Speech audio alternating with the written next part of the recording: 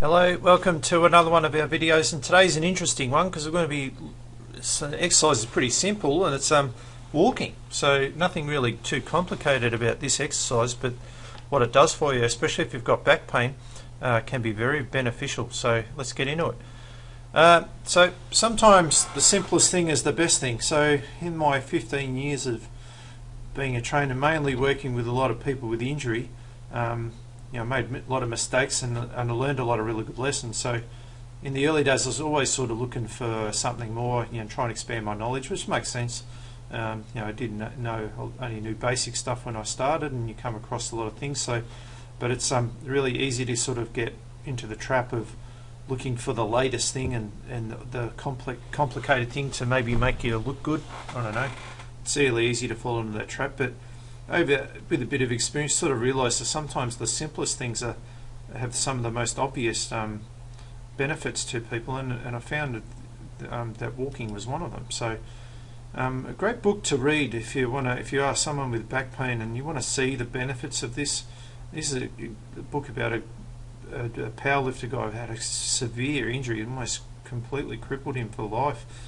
But he was able to rebuild his his body back through corrective exercise. He ended up breaking a lot of world records as well. So, but it's a fascinating read because it's sort of written partly by the guy who hurt himself and also by Dr Stuart McGill, who was sort of helped him put together his rehabilitation program. But one part of the book that really stuck out to me was the part where he had a walking program that was like a 10-15 minutes of walking at most, because that was about all he could do, but he would use it several times throughout the day. And this is a guy who was like lifting beast mode sort of like weight, so you imagine sort of him adopting this sort of very easy stuff, but it worked for him and it really made a big difference. And McGill sort of explains a few things.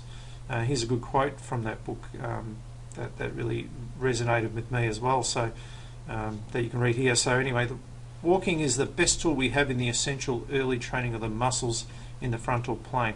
The frontal plane is when you're sort of on a single leg stance like that lady there, and if you're moving side to side, that's where most injuries sort of occur, in the frontal plane. So anyway, this simple movement engages and exercises the core muscles required to counterbalance a recovering back and take some of the load off the rear muscles. So I found that was quite a compelling thing, even though I'd read in the book there and I'd known a bit about it, but you sort of take it for granted a little bit, just how much a simple activity, when you really understand how you learnt to walk, it makes a lot of sense. But so we all know about the core, how important it is to the lower back and how it provides a lot of stability.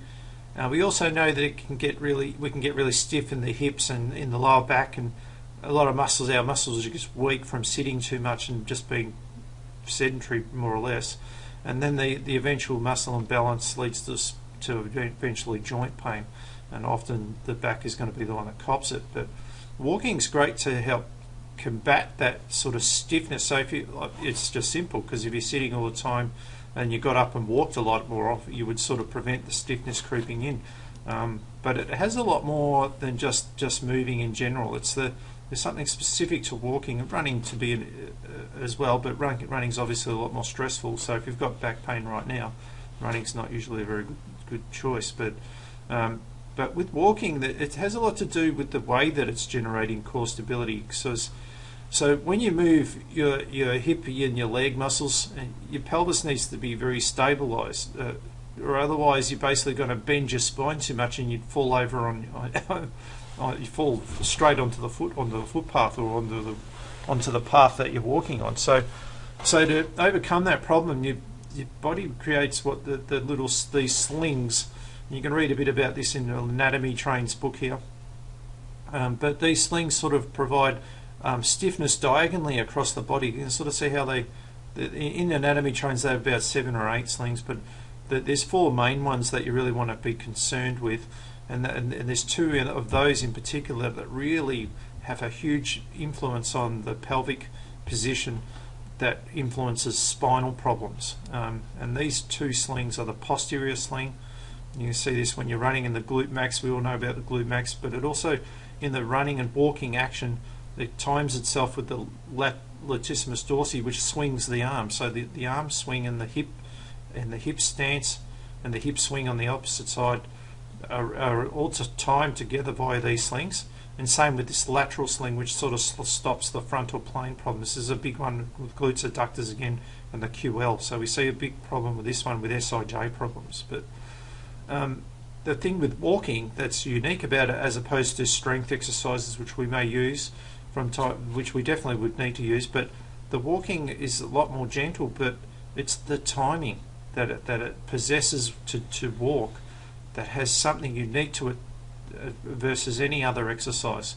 And the faster the walking speed, as long as it's under control, you don't want to be ridiculously fast, but faster walking speeds are better than slow because they engage the elastic tissue in the back much more effectively. That helps to unload the spine. So basically your torso, so your core, it's like a big energy producing machine. So and it just utilizes many aspects of the walking movement pattern via several muscles all in the split second, and it releases it basically just releases energy away from the spine. So see her arm swing here, and her legs sort of, so it's in extension, so the glutes are about to sort of kick back so she can push up.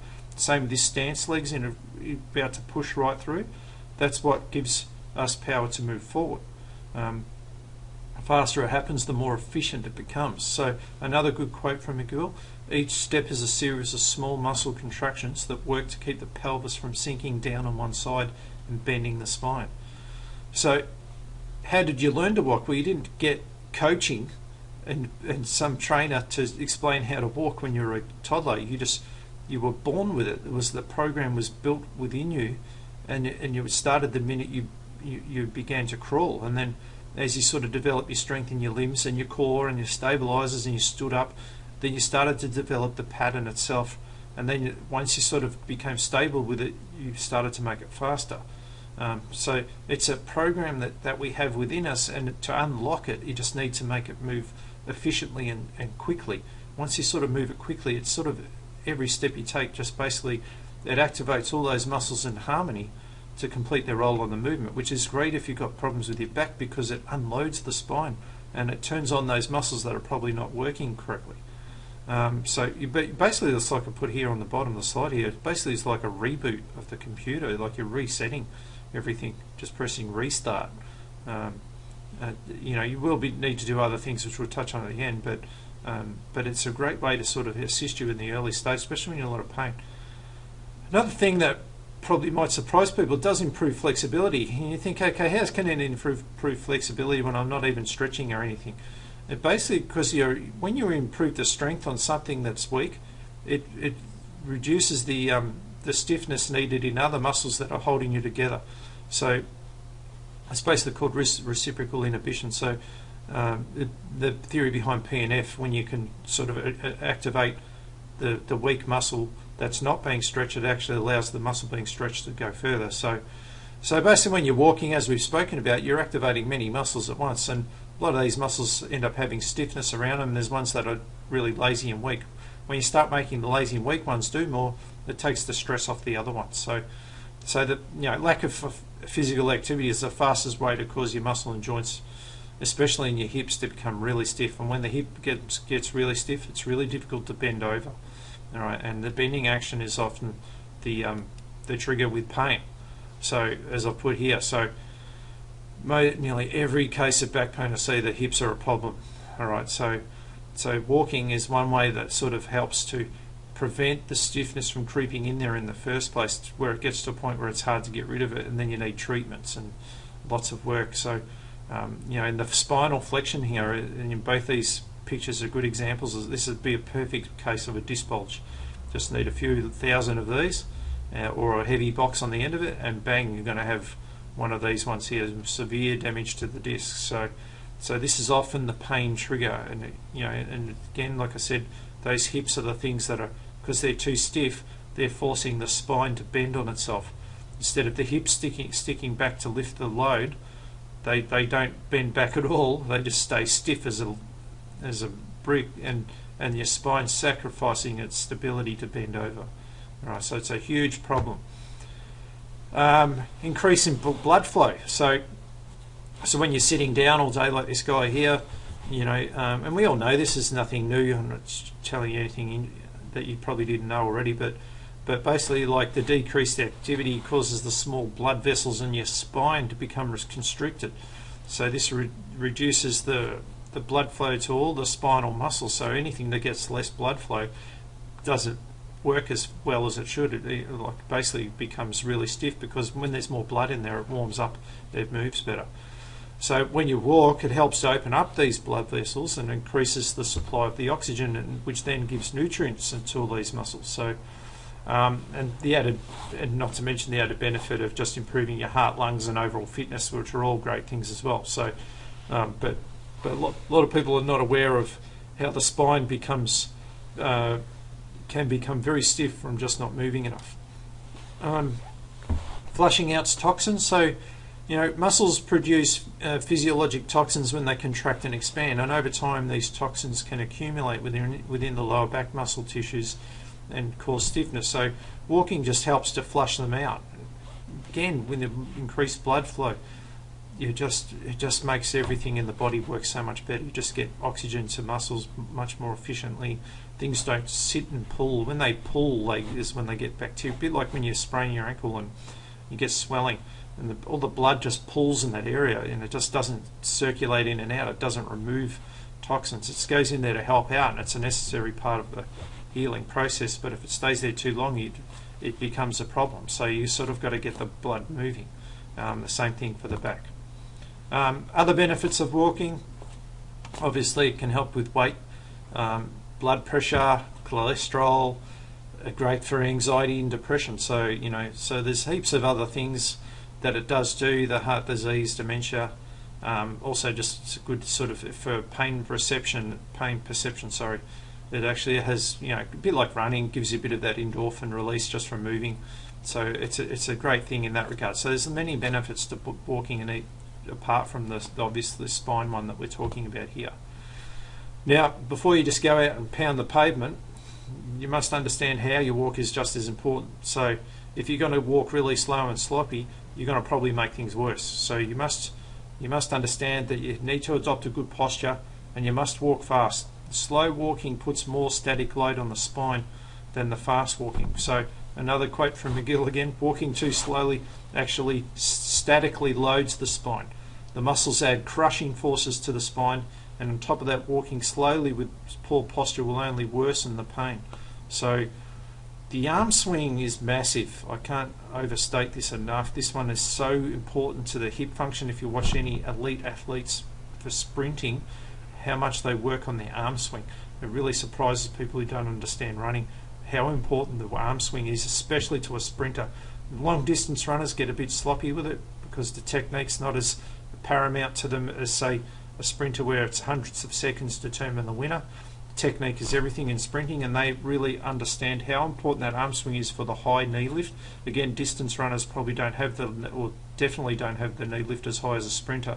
So the arm swing is not as, is still needed, and the technique is still needed, don't get me wrong, but in sprinting it's much more precise. So that arm swing has something about with that hip that really helps you to improve your mechanics of getting everything to work like it's meant to, so you don't put stress into joints that shouldn't feel it. So the three things, if you go to the article in the description on the video, there's a lot bigger description of the walking technique, but just really simply stand tall, don't look at the ground when you walk, look straight ahead, swing your arms, make sure you have your elbows bent when you're swinging your arms, don't have it with a straight arm, and walk fast. You know, walk fast with control, not out of control. But if you do those three things, you may only need to walk for 10 or 15 minutes. You may not need, you know, you don't need to walk for an hour. You might walk for an hour, you'll make your back pain worse. So just short, sharp, good form. Is walking enough on its own? Well, on its own it won't be enough. All right, it's definitely going to need to do a lot of other things. So don't take this video to say, oh, walking's all you need to do. It's definitely not. It's just a tool that helps you to effectively implement the other things that you will need to do and improve, that are going to make a huge difference into getting rid of your pain forever, or even preventing it in the first place. So It's undoubtedly very useful, but its effectiveness depends on the person. So some people, say a bulging disc person, say this guy's bulging disc and this guy's got stenosis, this guy, the walking actually may exacerbate his back pain, where the walking for this back pain guy will help him. So you just need to be sensible, understand that not everyone is the same, and that's why you may need to have, or you will need to have your specific exercises that work around it. So for in this case, this guy walking might actually be a test to see if we're improving, where this guy, it's actually part of his exercise program to get rid of it. All right. Again, don't underestimate how back pain can affect anyone. So don't think it's just an old person's thing. It can even affect elite athletes. And like I said, that guy at the start in the book, he's a professional athlete for powerlifting, and it knocked him down, and he was very strong. So that's another good point there too. Don't think that muscle strength will make you invulnerable, because if you move poorly, it'll still get you. Just like that other guy, he was lifting like over 400 kilo deadlifts and crazy stuff, but it still got him. Just I mean, so the muscle strength is not as important as to how you move. That is. So in summary, walking is a great way to activate your muscles of the core. Make sure you walk with good posture. Make sure you swing your arms. Make sure you walk fast. I would prefer to do 4 15-minute fast walks in a day than a 1 60-minute walk, just because the fatigue may make you walk sloppy in the 60-minute one, where the 15-minute ones are all going to be good. Walking won't be enough on its own. You're still going to need to use other exercise and treatments, but it will be a great tool to help you get out of your pain and get back to where you want to be for life. And remember, walking is something that we need all the time. It's only when you lose it you realise how important it is. For more information and specifics on programs, there is a program you can download from our website. Check the description under the video. I have it all there. There's free reports that you can grab your hands on as well, cheat sheets, and that I'll put together for you. Heaps of stuff there that'll help you to put the other pieces of the puzzle together. But I hope this video has helped you with giving you extra information about walking, and helps you to get out of pain and back to full strength. Alright, we'll see you on our next video.